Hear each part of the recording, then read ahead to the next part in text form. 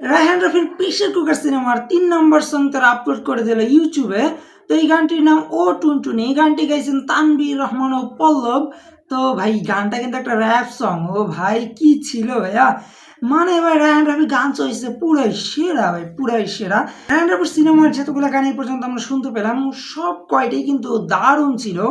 বিশেষ করে এই যে এইটা ও টুনটুনি, ও মাই গড, ও টুনটুনি থেন আমার কাছে সব থেকে বেশি ভালো লাগছিল গিয়া বড়াই করে। তো বড়াই করার পরে যদি আমার ভালো লাগার কোনো গান থাকে তাহলে ভাই এইটা র্যাপ সংটা, ওয়াও ভাই।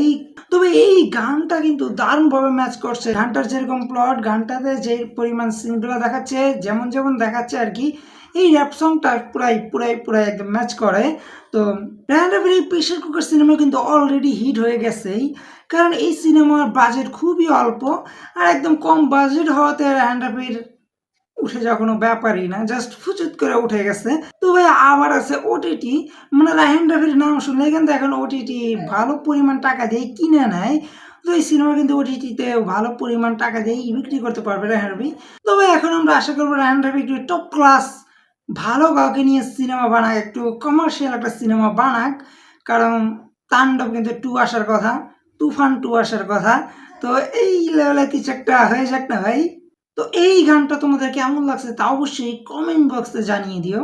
টাটা।